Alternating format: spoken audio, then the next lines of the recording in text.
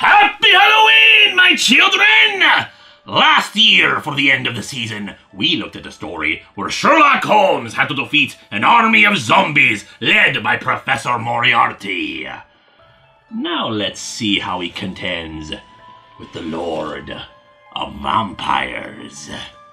It has been a short time since the zombie invasion, and London is rebuilding. In the wake of all the space that has been made clearing away buildings, old artistic and architectural projects are being revived, including John Flaxman's 200-foot Britannia statue. In the meantime, Holmes and Watson are summoned to Lloyd's of London to consult with the largest maritime insurers of the world. It seems that an incident has occurred with a ship they covered, the Demeter. The ship was carrying a cargo of many wooden boxes filled with scientific earth, and the crew are all missing. Save for the captain, who is dead, tied to the wheel and carrying a crucifix. The ship miraculously reached port, where a dog was seen fleeing it. I'm thinking it was Frankenstein. They want Holmes to investigate what happened for the sake of the dead crew, especially since the log entries also mentioned some strange spectral figure that was immune to their knives. The boxes of earth were claimed by a solicitor in Whitby, where Holmes and Watson go next, finding the family of the solicitor dead from what appears to be the Black Plague. And yet everyone seemingly fell over unexpectedly. They are attacked by a mysterious band of brigands who set the place on fire, while in the meantime, the Queen herself is seeking assistance with the blood disorder that affects the royal line. From Count Dracula of Transylvania. Oh, I see now. The Wolfman was responsible. Holmes and Watson are rescued by a group of Romani who explain about Dracula and his servants, who killed the solicitor to cover their tracks, and it seems Holmes is already familiar with the concept of the vampire. Dracula, for his sake, plots to take over England with a unique strain of the bubonic plague, savage but short-lived so that it burns out after a brief time. He used it during one of his campaigns before his transformation into the vampire. He is slowly creating an army of thralls using his own blood, curing those stricken with the plague with his vampiric taint, so that they are ghouls under his command. He plans to do the same to the Queen. Holmes and Watson trace Dracula's boxes of earth to Carfax Abbey, where they come across Professor Van Helsing and his party from the novel about to wreck the boxes. Suspecting that the soil has been contaminated with the plague, Holmes stops them and they compare notes. Still, Dracula's home soil must be dealt with. Fortunately, Holmes has a better solution than simply dumping them. Blowing them up! Sherlock Holmes is much more of an arsonist than I was led to believe by the original stories. After engaging with Lucy and Dracula's thralls, Jonathan Harker relates his tale to Holmes, though things sadly went differently in a few places.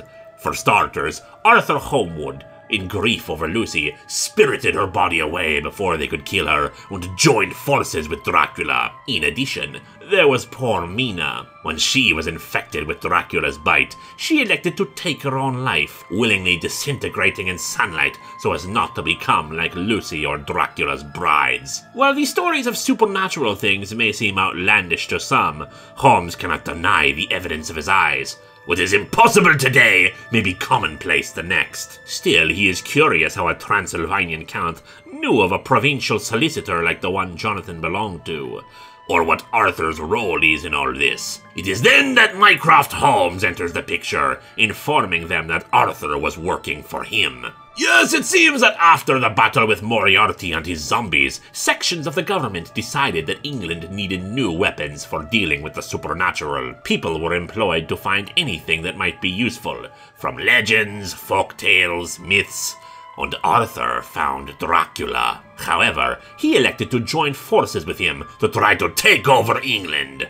But as the readers discover, Arthur has grown frustrated with Dracula's more brutish tactics and impatient attempts at army building, loudly berating the Count for his actions. And the Count decides to let Lucy feast on him. Holmes, Van Helsing and company deduce Dracula's hideout and enter it secretly, discovering Arthur's body in Severn Castle. They encounter Dracula's brides, who are able to kill Dr. Seward before being extinguished by the group. Holmes in particular armed with a flare gun that shoots shells of oak splinters, silver nitrate, and several cloves of garlic. Lucy, however, elects to kill Dracula's brides and warns them not to pursue her, that she prefers the freedom that vampirism grants her from high society.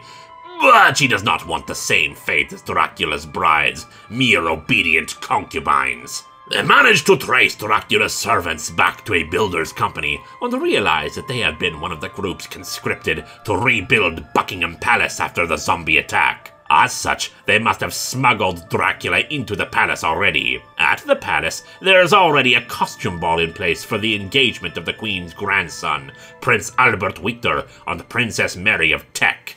While according to Van Helsing, holy water's effects on vampires is a myth, sanctified Eucharists hold a greater power, administering them to every bottle of champagne in the place. They find Dracula as he cannot drink the liquid, but he manages to take the Queen hostage. He tells Holmes that he plans to turn this island nation into a kingdom of blood, and he as its Red Monarch. As such, to foment chaos, he bites the Queen's neck and flees. Holmes and Quincy manage to grab hold of the half-transformed into a bat Dracula, stabbing at his body until they crash. Quincy is killed, but gives Holmes his silver-lined knife. However, Holmes, being the sort he is, he elects to destroy Dracula with some wooden debris that impales the Count, using the knife to cut off his head. Fortunately, the Queen is safe.